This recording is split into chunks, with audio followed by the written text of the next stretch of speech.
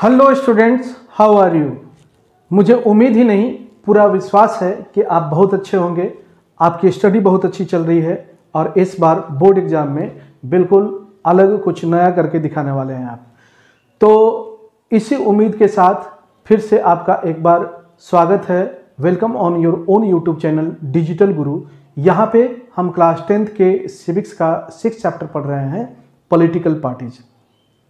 अब तक के क्लासेस में हम लोग क्या क्या डिस्कस कर चुके हैं। सबसे पहले हमने मीनिंग और पॉलिटिकल पार्टीज के कंपोनेंट्स, पॉलिटिकल पार्टीज की क्या फंक्शंस होते हैं, पॉलिटिकल पार्टीज की नेसेसिटी क्या है, क्यों उसकी ज़रूरत है हमें, ये सब चीज़ें पढ़ चुके हैं। आज का जो टॉपिक हमारा होने वाला है वो है how many parties should we have, हमारे पास कितनी पार्टियां होनी चाहिए। तो ये चैप्टर एक सेंसिटिव चैप्टर है। पॉलिटिकल मुद्दे पे कई बार कुछ एग्जाम्पल के तौर पे या कई बार कुछ ऐसी बातें आ जाएंगी। तो डिस्क्लेमर के तौर पे बता दूं यहाँ पे कि इस क्लास में डिस्कस की गई सभी बातें सिर्फ और सिर्फ एकेडमिक पर्पस के लिए हैं। किसी भी पार्टी की आइडियोलॉजी से इसका कोई संबंध नहीं है। तो अब हम आगे बढ़ते हैं और आगे बढ़ने से पहले आपसे एक छोटा सा रिक्वेस्ट कि अगर आपने चैनल को अब तक सब्सक्राइब नहीं किया है तो चैनल को सब्सक्राइब कर लीजिए, बेल आइकन प्रेस कर लीजिए ताकि आपको नए वीडियोस के नोटिफिकेशंस जल्द से जल्द मिल सके। और अगर आपको वीडियोस पसंद आते हैं, क्लासेस पसंद आते हैं, एक्सप्लेनेशंस पसंद आते हैं तो वीडियो को लाइक करना नहीं भूलिए। वीडियो को लाइक जरूर कीजिए और अपने दोस्तों के पास शेयर कीजिए ताकि उन्हें भी इसका बेनिफिट मिल सके। So without wasting our time, let us focus our discussion on the topic and let us arrive here. How many parties should we have? Topic he question mark से स्टार्ट होता है कि हमें कितनी पार्टियों की जरूरत है, कितनी पार्टियां हमारे पास होनी चाहिए। In a democracy how many parties should we have. तो इस टॉपिक के ऊपर डिफरेंट तरीके से क्वेश्चंस भी फ्रेम हो सकते हैं। पहले हम वो क्वेश्चंस देख लेते हैं कि किस तरीके के क्वेश्चन फ्रेम हो सकते हैं और फिर उन्हीं क्वेश्चन के लाइट्स में हम पूरे डिस्कशन को लेकर के आगे चलेंगे और समझने की कोशिश करेंगे कि आखिर कितनी पार्टियां होनी चाहिए एक डेमोक्रेसी में और कितनी पार्टियों की जरूरत होती है डेमोक्रेसी में। तो सबसे पहला क्वेश्चन आपसे यह पूछा जा सकता है कि limited number of parties is an essential condition to sustain a democracy, do you agree. ठीक है, तो एक डेमोक्रेसी को सस्टेन करने के लिए लिमिटेड नंबर ऑफ पार्टीज होनी चाहिए। क्या इस बात से आप एग्री करते हैं? इस तरीके के जो सवाल आते हैं कि डू यू एग्री, तो उसमें आपको जो कंडीशंस होती हैं, जो भी सर्कमस्टांसेज होते हैं, उनको इवेल्युएट करना होता है और इवेल्युएट करके एक अपना कंक्लूजन देना होता है कि हाँ, ये स्टेटमेंट सही है, आप इस स्टेटमेंट को फेवर करते हैं या आप इस स्टेटमेंट से डिसएग्री करते हैं। अगर एग्री करते हैं तो भी आपको अपने आर्गुमेंट देने होते हैं कि हमारे ये आर्गुमेंट है। अगर आप डिसएग्री करते हैं तो वहां पे भी आपको आर्गुमेंट देने होते हैं कि इन वजहों से हम इससे डिसएग्री करते हैं और आपका एक बैलेंस कंक्लूजन ये हो सकता है कि नहीं, यहाँ पे ये चीजें इसके ड्रॉबैक हो सकते हैं, इस वजह से ऐसी चीजें होनी चाहिए। तो इस तरीके के क्वेश्चन को इस तरीके से डील करते हैं। सेकेंड क्वेश्चन फ्रेम किया जा सकता है कि डिस्टिंग्विश या डिफरेंशिएट, दोनों वर्ड आपको अलग अलग क्वेश्चन में फ्रेम करके मिल सकता है। Between one party, two party and multi party system. हो सकता है आपसे सिर्फ two party multi party system के बारे में कंपेयर करने को पूछ दिया जाए, हो सकता है वन पार्टी टू पार्टी के बारे में पूछा जा सकता है। तो इस तरीके के क्वेश्चंस में क्या होता है, जनरली आप टेबुलर फॉर्म में लिखें कि वन पार्टी सिस्टम ये है, टू पार्टी सिस्टम ये है, इसके ये पॉइंट्स हैं और इसके ये पॉइंट्स हैं।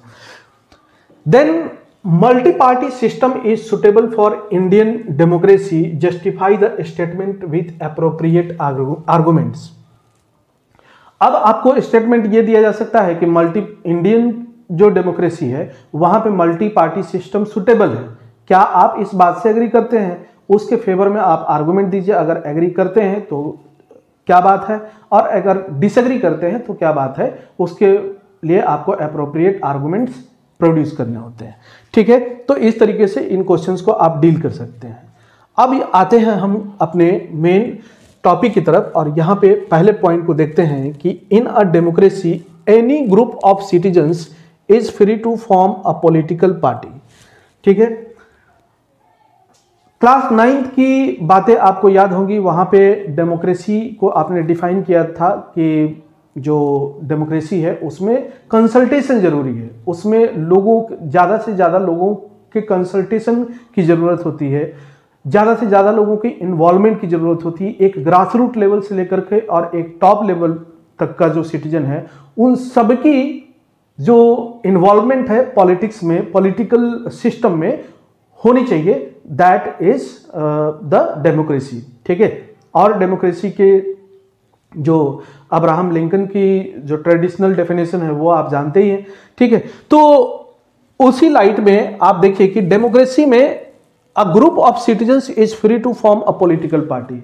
अगर मान लीजिए आप स्टूडेंट हैं, आपको लगता है कि जो स्टूडेंट यूनियन अभी एग्जिस्ट करते हैं वो आपके रीजन के या आप जिस एरिया में रहते हैं वहाँ के स्टूडेंट्स के वेलफेयर के लिए या वहाँ के स्टूडेंट्स के जो हित में है वो काम नहीं कर रही है, तो आप एक अपनी पॉलिटिकल पार्टी बना सकते हैं। या शॉपकीपर्स हैं, बिजनेसमैन हैं, ट्रेडर्स हैं, ठीक है, फार्मर्स हैं, वेमेन हैं, ठीक है, तो डिफरेंट सेक्शंस ऑफ, कोई पर्टिकुलर कास्ट है तो different sections of society can form political party if they feel that they are not appropriately represented in political system, so they are free to form a political party.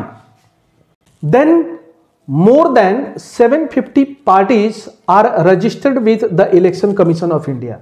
अभी की scenario क्या है India में? 750 या हम कहें 800 से भी ज़्यादा पार्टियां, लोकल, स्टेट और नेशनल लेवल की जो पॉलिटिकल पार्टीज हैं उन सबको मिलाकर के देखें तो इतनी पार्टियां एग्जिस्ट करती हैं, मतलब रजिस्टर्ड हैं, वो पॉलिटिकल पार्टियां रजिस्टर्ड हैं किसके through? Election commission of India, जो कि एक कमीशन है और ये पार्टी को रिकॉग्निशन देती है, पार्टी की आइडेंटिटी, उसके जो सिंबल होते हैं उसको रजिस्टर्ड करती है। ठीक है, बाकी इलेक्टोरल पॉलिटिक्स में आपने क्लास 9th में पढ़ा ही है इलेक्शन कमीशन ऑफ इंडिया के बारे में कि उसका क्या स्ट्रक्चर होता है। ठीक है, तो वो चीजें आप रिकॉल कर सकते हैं यहाँ पे। So should we think that there should be limited number of parties, let's consider following condition. ठीक है, तो क्या हम इमेजिन कर सकते हैं, should we think that there should be limited number of parties, क्या हम इमेजिन कर सकते हैं कि एक डेमोक्रेसी में लिमिटेड नंबर ऑफ पार्टीज होनी चाहिए? मतलब पार्टीज की संख्या क्या होनी चाहिए? लिमिटेड होनी चाहिए कि इतनी पार्टियां होंगी, इससे ज्यादा नहीं होंगी। तो इसी डेमोक्रेसी के लाइट में और डेमोक्रेटिक सेटअप में हम इसको अप्लाई करके देखेंगे पॉइंट्स को कि क्या वो सूटेबल है, कहां पे सूटेबल है, कहां पे सूटेबल नहीं है। तो 3 कंडीशन हो सकते हैं पॉलिटिकल पार्टीज के नंबर्स को लेकर के, कंडीशन 1, कंडीशन 2, कंडीशन 3। कंडीशन 1 क्या हो सकता है कि एक ही पार्टी हो, किसी सिस्टम में, किसी देश में वहां की गवर्नेंस को चलाने के लिए सिर्फ और सिर्फ एक पार्टी एग्जिस्ट करती हो। ठीक है, एक ये कंडीशन हो सकती है। दूसरी कंडीशन क्या हो सकती है कि 2 पार्टी सिस्टम हो सकता है, 2 पार्टियां ही एग्जिस्ट करें, मतलब एक ऐसा सोशल सेटअप, एक ऐसा कंट्री जहां पे सिर्फ और सिर्फ 2 पार्टियां गवर्नेंस में पार्टिसिपेट करती हो, एक ये कंडीशन हो सकती है। थर्ड कंडीशन क्या हो सकती है? मल्टी पार्टी सिस्टम, मतलब जहां पे 2 या 2 से ज्यादा पार्टियां एग्जिस्ट करती हो, वैसे सिस्टम को हम क्या कहते हैं? मल्टी पार्टी सिस्टम कहते हैं। तो ये 3 कंडीशन हमारे पास हो सकते हैं पार्टियों के नंबर्स को लेकर के। ठीक है, तो आप ये सोचिए कि डेमोक्रेसी क्या है? एक रिप्रेजेंटेटिव गवर्नमेंट है। ठीक है, जहां पे भी डेमोक्रेटिक सेटअप है वो क्या है? रिप्रेजेंटेटिव गवर्नमेंट है, मतलब लोग क्या करते हैं? अपने रिप्रेजेंटेटिव्स इलेक्ट करते हैं और इलेक्ट करके उनको लेजिस्लेशन में भेजते हैं कि आप हमारे बिहाफ पे हमारे लिए लॉ बनाइए, हमारे लिए वेलफेयर स्कीम्स लाइए, हमारे लिए प्रोग्राम्स तय कीजिए कि हमारा डेवलपमेंट, हमारी सोसाइटी का डेवलपमेंट, हमारी कंट्री का डेवलपमेंट किस तरीके से हो सकता है। ठीक है, तो 1 पार्टी सिस्टम को हम देखते हैं। In China only the communist party is allowed to rule. ठीक है, तो जो कम्युनिस्ट आइडियोलॉजी वाले लोग हैं वो चाइना में एग्जिस्ट करते हैं और सिर्फ वहां पे कम्युनिस्ट पार्टी ही रूल कर सकती है। Although legally speaking people are free to form political parties, it does not happen because the electoral system does not permit free competition for power. ठीक है, तो वहां की कंडीशन ही दूसरी है चाइना की, और वहां पे एक ही एथनिक ग्रुप डोमिनेटेड है, तो वहां पे दूसरी मतलब एक ही एथनिक ग्रुप के लोग लाइक माइंडेड हैं और दूसरी पार्टियां एग्जिस्ट नहीं करती हैं। लेकिन ऐसा भी नहीं है कि वहां पे एक ही पार्टी एग्जिस्ट करती है तो वहां पे किसी तरीके का मूवमेंट नहीं होता है, वहां पे किसी तरीके का प्रोटेस्ट नहीं होता है, वहां पे अपने लोग राइट्स के लिए लोग आगे नहीं आते हैं। आगे आते हैं लेकिन उनको क्या किया जाता है, उनको सप्रेस कर दिया जाता है पॉलिटिकल पावर, क्योंकि एक ही पार्टी एग्जिस्ट करती है तो इसका डोमिनेशन है और इस वजह से जो नीचे के बॉटम के लोग हैं वो आगे नहीं आ पाते हैं। तो ये है चाइना का सिस्टम। अब यहाँ पे देखिए कि जो हमने डेमोक्रेसी देखा था कि वहाँ पे कंसल्टेशन होना चाहिए, मैक्सिमम लोगों की भागीदारी होनी चाहिए पॉलिटिकल सिस्टम में, तो क्या ये चाइना में जो वन पार्टी सिस्टम है यहाँ पे है क्या? यहाँ पे वो चीज़ें maximum number of participation of the people in political structure that is not over there. तो जहाँ पे भी इस तरीके की सिस्टम एग्जिस्ट करती है उसको हम डेमोक्रेसी कह नहीं सकते। ठीक है, दूसरी कंडीशन देखते हैं, two party system. Power usually changes between two main parties. Two party system में क्या होता है कि दो ही पार्टियां, मेन पार्टियां दो ही एग्जिस्ट करती हैं और उन्हीं के बीच पावर रिवॉल्व करता है, कभी ए पार्टी की तरफ कभी बी पार्टी की तरफ। जब ए पार्टी जीत गई बी पार्टी बाहर बैठेगी और जब बी पार्टी जीत गई ए पार्टी बाहर बैठेगी। तो इस तरीके की कंडीशन होती है। दो ही पॉलिटिकल पार्टीज होती हैं और उनके बीच में जो power time to time over the certain period of time revolve करती है। Several other parties may exist contest elections and win a few seats in the national legislatures. तो ऐसा नहीं कि दूसरी पार्टियां एग्जिस्ट नहीं करती हैं। ठीक है, छोटी छोटी और भी पार्टियां मतलब आइडियोलॉजिकल बेसिस पे ग्रुप ऑफ पीपल आ सकते हैं, लेकिन वो क्लब हो जाते हैं किसके साथ, या तो पार्टी ए के साथ या पार्टी बी के साथ। ठीक है, मतलब क्या है कि नेशनल लेवल पे उनकी जो आइडेंटिटी है वो खत्म हो जाती है और ये जो मतलब छोटी सी उसको हम बोले कि सब आइडियोलॉजी वो जाके नेशनल पार्टी के साथ मर्ज हो जाती है। ठीक है, मतलब नेशनल लेवल पे दो ही पॉलिटिकल पार्टियां वहां पे एग्जिस्ट करती हैं और पूरे दुनिया को वही दो पार्टियां दिखाई देती हैं। इसका एग्जांपल हम अभी लेने वाले हैं। But only the two main parties have a serious chance of winning majority of seats to form a government. तो क्या है कि दो ही पार्टियां डोमिनेंट होगी और वही दो पार्टियां क्या जो भी पार्टी उसमें मेजोरिटी में आएगी वो पार्टी गवर्नमेंट बनाएगी। जो थर्ड कंडीशन है हमारा वो है मल्टी पार्टी सिस्टम, और ये पार्टी सिस्टम काफी इंपॉर्टेंट है क्योंकि इंडिया में यही पार्टी सिस्टम एग्जिस्ट करती है, तो इसके ऊपर हमारा खास अटेंशन रहेगा और इसको हम अच्छे से और समझने की कोशिश करते हैं। If several parties compete for power and more than two parties have a reasonable chance of coming to power either on their own strength or in alliance with others, we call it a multi-party system।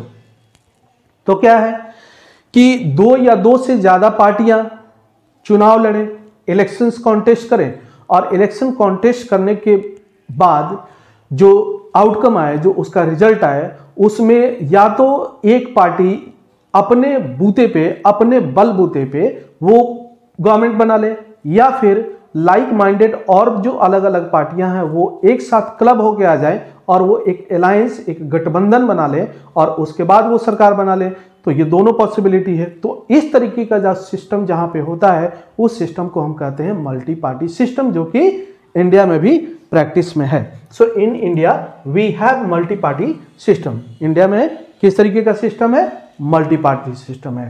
तो condition 1, condition 2, condition 3 हमने देखा, कुछ point discuss किया। अब हम अपने next points की तरफ चलते हैं। तो अगला पॉइंट है हमारा, we can not consider one party system as a good option because this is not a democratic option. ठीक है, तो भाई देखिए डेमोक्रेसी में क्या होता है, लोगों के पास चॉइस होना चाहिए। लोगों के पास चॉइस हो इस बात का होना चाहिए कि वो different policy, different schemes, different program में से चूज कर सके, उनको इलेक्ट कर सके कि कौन सी पार्टी हमारे लिए बेहतर होगी। तो जितने ज़्यादा ऑप्शंस होंगे आपके पास, उतनी ज़्यादा आपके पास अपॉर्चुनिटी होगी कि आप इस पार्टी को पसंद करते हैं या किसी दूसरी पार्टी को पसंद करते हैं। वन पार्टी सिस्टम, ऐसा कोई चॉइस ही नहीं है, तो वही पार्टी चली जा रही है। So that is not a good option in a governance, और इसको तो हम डेमोक्रेसी कह भी नहीं सकते। A democratic system must allow two parties to compete in elections, a fair chance for competing parties to come to power। ठीक है, तो क्या होना चाहिए डेमोक्रेटिक सेटअप में कि कम से कम दो तो हमारे पास ऑप्शन होनी चाहिए, दो पार्टियां होनी चाहिए जो कि एक दूसरे के साथ compete कर सके। मतलब अगर एक पार्टी कुछ स्कीम्स प्रोग्राम्स लेके आ रही है तो दूसरी पार्टी तैयार रहे कि हम उससे बेहतर लेके आए, और इससे क्या होगा, एक सोसाइटी का डेवलपमेंट होगा, सोसाइटी का ग्रोथ रैपिड हो सकता है। ठीक है, आगे हम देखेंगे कि कहां पे किस तरीके की कंडीशन हो सकती है। Examples of two party system, United States of America. ठीक है, अमेरिका में क्या है, दो पार्टी सिस्टम है। अब देखिए, जो बाइडेन की जो पार्टी है डेमोक्रेटिक पार्टी, और रिपब्लिकन पार्टी जो है डोनाल्ड ट्रंप की। ठीक है, तो ये दो पार्टियां हैं, अमेरिका में एग्जिस्ट करती हैं। यूनाइटेड किंगडम में मेनली नेशनल लेवल पे दो पार्टियां एग्जिस्ट करती हैं, the conservatives and the labour party. ठीक है, तो कभी इसकी सरकार कभी इसकी सरकार, यहां पे भी कभी इसकी सरकार कभी इसकी सरकार, तो यही दो ऑप्शन है वहां पे। मल्टी पार्टी सिस्टम के अगले पॉइंट्स को हम देखते हैं कि the government is formed by various parties coming together in a collision. किस तरीके से गवर्नमेंट फॉर्म की जा सकती है, या तो एक ही पार्टी सिंगल लार्जेस्ट पार्टी बन के आए कि जितनी नंबर रिक्वायरमेंट है गवर्नमेंट फॉर्म करने के लिए उतनी सीट उसकी आ गई और उसने अकेले दम पे बना लिया, या फिर यह हो सकता है कि उसको कुछ सीटें कम पड़ रही हैं, 10 सीट कम पड़ रही है, 50 सीट कम पड़ रही है, तो वो क्या कर सकती है कि जो लाइक माइंडेड पीपल हैं या और जो पार्टियां हैं कि उनको लगता है कि वो कुछ टेम्पोररी पीरियड के लिए 5 साल के लिए 10 साल के लिए इस पार्टी के साथ मिलके काम कर सकते हैं, तो वो पार्टियां एक प्लेटफॉर्म पे आ जाती हैं और वो क्लेम करते हैं कि हम गवर्नमेंट बना सकते हैं, और वो गवर्नमेंट बनाती हैं और चलाती हैं। ठीक है, तो इस तरीके की भी चीजें हो सकती हैं। अलायंस क्या होता है कि when several parties in a multi-party system join hands for the purpose of contesting elections and winning power। तो अलायंस क्या होता है कि जिसको हम गठबंधन कहते हैं कि कई पार्टियां एक साथ एक प्लेटफॉर्म पे आती हैं और वो प्रॉमिस करती हैं एक दूसरे के साथ, एक कॉन्ट्रैक्ट करती हैं कि हम एक साथ मिलकर इलेक्शन लड़ेंगे और अगर जीत जाते हैं तो हम सरकार बनाएंगे। अगर वो इलेक्शन जीत जाती हैं तो जिस पार्टी को जितनी प्रोपोर्शन में सीट आई है उसी हिसाब से उसको मिनिस्ट्री या पोर्टफोलियो अलॉट होता है। देन इसके एग्जांपल ले लेते हैं हम अलायंस या कोलिशन गवर्नमेंट के। यूपीए गवर्नमेंट 2004 से लेकर के 2014 तक रही, मतलब यूनाइटेड प्रोग्रेसिव अलायंस, और नेशनल डेमोक्रेटिक अलायंस जो 2014 से लेकर के अब तक जो अभी बीजेपी की सरकार चल रही है, बीजेपी एंड अलायंस। ठीक है, तो वो लेफ्ट फ्रंट की पार्टियां हैं, मतलब जितने भी लेफ्ट आइडियोलॉजी को फॉलो करने वाले पार्टियां हैं वो मिलकर सरकार बनाती है। खास करके वेस्ट बंगाल या केरला का एग्जांपल हम ले सकते हैं, कुछ नॉर्थ ईस्ट के स्टेट्स भी हैं, वहां पे लेफ्ट फ्रंट के जो पार्टियां हैं वो डोमिनेट करती हैं, वो सरकार बनाती हैं। तो ये थे हमारे अगले पॉइंट्स। अब मल्टी पार्टी सिस्टम में कुछ और पॉइंट्स रह गए, इनको हम देख लेते हैं और फिर हम कंक्लूड करते हैं। अब इस मल्टी पार्टी सिस्टम में नेक्स्ट पॉइंट हम देखते हैं कि this party system appears very messy and leads to political instability. ये एक हम इस पार्टी सिस्टम का ड्रॉबैक कहें या एक निगेटिव पॉइंट कहें कि this party system appears very messy and leads to political instability. बहुत भीड़ भाड़ हो जाती है, कई पार्टियां, मतलब कोई लिमिट ही नहीं है कि कितनी पार्टियां आएंगी, तो किस पार्टी को हम चूज करें, किस पार्टी को इलेक्ट करें, कंफ्यूजन क्रिएट करता है। और इसमें एक पॉलिटिकल इनस्टेबिलिटी होती है। पॉलिटिकल इनस्टेबिलिटी कैसे कि जैसे मान लीजिए कई पार्टियां एक साथ मिल करके सरकार बना रही हैं, कई पार्टियों का कोलिशन है और उसमें कभी भी कोई भी एक पार्टी डिसएग्री हो गई तो उसने अपना जो सपोर्ट है विड्रॉ कर लिया और सरकार वहीं पे गिर जाती है। तो ये एक जो फिक्स टेन्योर है वो टेन्योर कई बार हिस्ट्री रहा है इंडिया का कि सरकारें अपना टाइम, जो एक सर्टेन टाइम कॉन्स्टिट्यूशन के द्वारा दिया गया है, ठीक है, वो कंप्लीट नहीं कर पाती है और पहले ही सरकार गिर जाती है।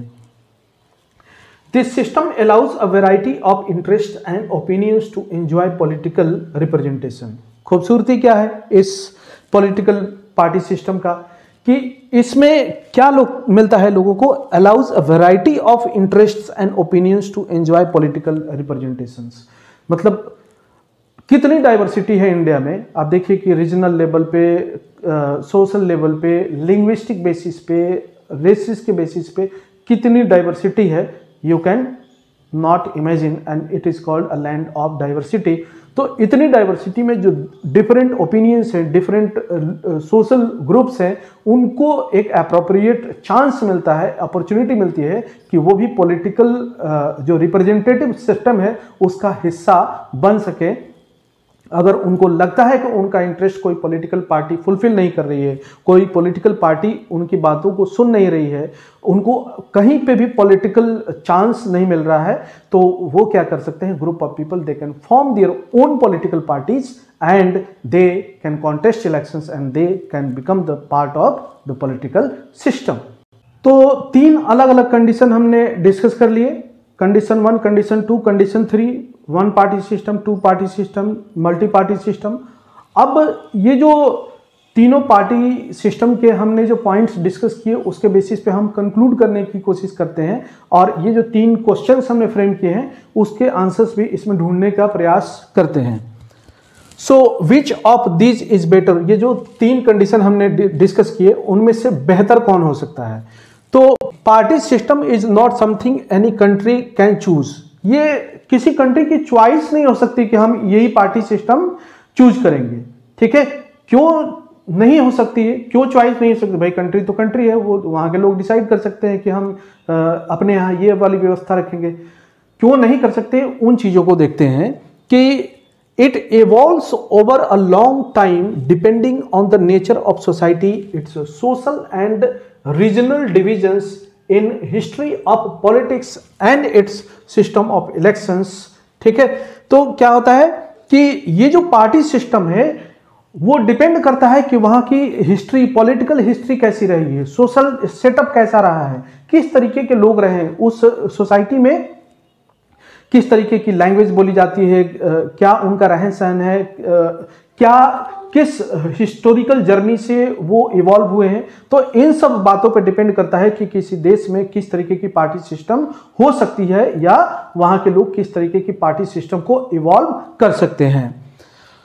Can not be change very quickly, और अगर आपने एक पार्टी सिस्टम आपके यहाँ चला आ रहा है तो ऐसा नहीं कि ओवर नाइट आपने डिसाइड कर लिया कि नहीं नहीं आज ये पार्टी सिस्टम हमारे यहाँ ठीक नहीं चल रही है, कल से हम ये वाली जो सिंगल पार्टी सिस्टम है ये वाला रखेंगे या 2 पार्टी सिस्टम रखेंगे, या हम 2 पार्टी सिस्टम है, देखो वहाँ पे मल्टी पार्टी सिस्टम है, वहाँ पे कितना अच्छा सिस्टम चल रहा है तो हम भी वही अडॉप्ट कर लेते हैं, तो कल से सबकी छुट्टी और कल से हम सब 2 पार्टी सिस्टम अडॉप्ट कर लेंगे।